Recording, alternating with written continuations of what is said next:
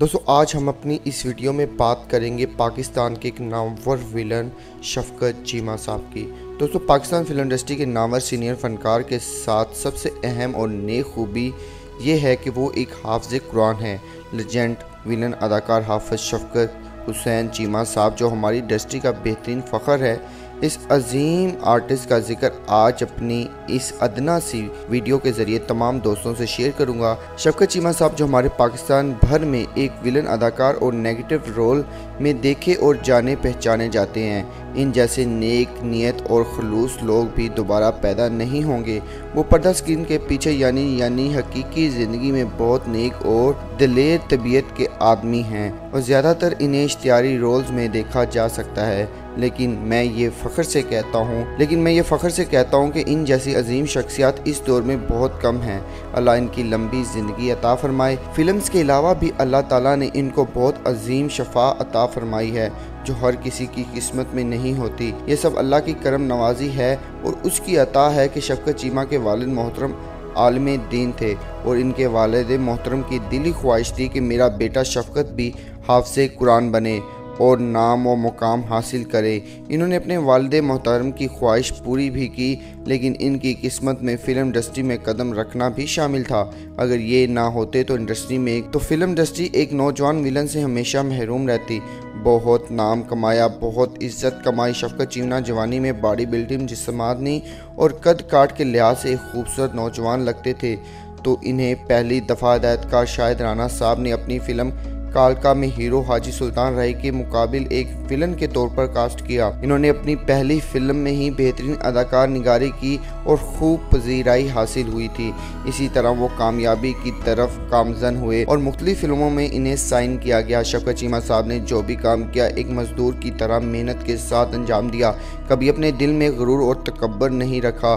मैं बहुत बड़ा फनकार हूँ तब से लेकर आज तक अपने आप को हमेशा एक आम इंसान की तरह समझते थे। हर शख्स से फ़ख्र से मिलते थे। बेशुमार फिल्मों में काम किया और मेहनत के साथ किया, हत्ता कि कई दफ़ा इनकी ज़िंदगी को भी ख़तरा लाहक हुआ, लेकिन हर दफ़ा अल्लाह ने करम नवाजी फरमाई और कामयाब हुए। शफकत चीमा बहुत जोशीले जवान हुआ करते थे। एक नया ख़तरनाक वाक़या आपको सुनाना चाहता हूँ जो हमने कई दफ़ा शफकत चीमा साहब के मुँह से ही सुना है। वो अक्सर अपने चाहने वालों को अपनी ज़िंदगी के जुड़े कई ख़तरनाक वाक़या दिलचस्पी से सुनाया करते थे और ये वाक़या हिदायतकार उमर शरीफ साहब की फ़िल्म मिस फतना से जुड़ा हुआ है। इन्होंने चीमा साहब को पेशकश की कि आप इस ख़तरनाक सीन की फ़िल्म बंदी करवाएं। मैं आपको इस फिल्म में मुकम्मल विलन के तौर पर शामिल करूंगा। वो सीन ये था कि सैकड़ों सांपों को गले में डालकर कैमरा के सामने अदाकारी करना थी। एक नहायत कठिन काम था। सोच भी नहीं सकते कि ये सीन शफकत चीमा साहब ने नहायत बहादुरी के साथ अपनी जान दाव पर लगाकर अंजाम दिया। लेकिन बाद में जब सच पता चलता है कि हुमायूं कुरैशी इस फिल्म में विलन हैं, तो शफकत चीमा साहब तैश में और जज्बात में आकर हाथ में पकड़े हुए सांप को अपने दांतों में लेकर दो टुकड़े में तकसीम कर दिया, जिसके बाद वो शदीद बीमार हुए। जहर इनके पेट और मैदे में चला गया, जिसकी वजह से वो कुछ दिन हॉस्पिटल रहे। ये बात बहुत हैरान कुन है कि खतरनाक वाक़या था जो इनकी ज़िंदगी में बेहतरीन याद बनकर रह गया। शफकत चीमा ने हर लम्हा मेहनत की, हर शख्स की बेहतरी ही चाही, अपनी मेहनतों से बहुत नाम कमाया और आज भी पाकिस्तान फिल्म इंडस्ट्री के फ़ख्र है। अपनी पूरी ज़िंदगी फ़िल्म हलकों में बिता दी, लातादाद फिल्मों में अदाकारी के जौहर दिखाए जो एक बहुत बड़ा रिकॉर्ड है। वो आज बहुत मेहनत कर रहे हैं। अपने भाई नदीम चीमा के हमरा कई बेहतरीन फिल्में डायरेक्शन की जा रही हैं। शफकत चीमा साहब की ज़िंदगी से जुड़ी एक और बात से आप सबको आगाह करता चलूँ। हाजी सुल्तान राय साहब ने इन्हें ज़ाती तौर पर बहुत लगन थी, बहुत याराना था। दोनों ने साथ मिलकर बहुत काम किया, आज भी यादगार है। लेकिन सबसे अहम तरीन बात, शफकत चीमा राही से ज़ाती तौर पर भी बहुत करीब थे। एक दिन चीमा साहब ने उदास मुंह बनाए हुए स्टूडियो आ रहे थे कि अचानक इन्हें रास्ते में राही साहब मिल जाते हैं और पूछते हैं, क्या हुआ शफकत, तुम बहुत अफसरदा लग रहे हो।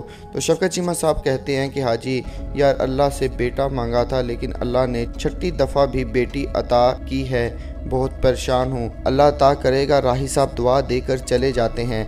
कुछ देर बाद राही साहब वापस आते हैं तो इनके नाक और माथे पर मट्टी लगी होती है, आकर कहते हैं कि शफकत इंशाल्लाह इस दफ़ा अल्लाह ताला ज़रूर बेटा अता करेगा। और ऐसा ही हुआ।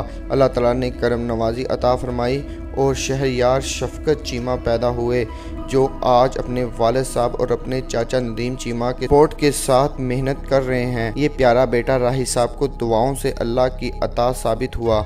माशाल्लाह राही साहब बहुत अल्लाह लोग और दरवेश सिफ्त आदमी थे। अल्लाह ताला इनके दर्जात बुलंद फरमाए, आमीन।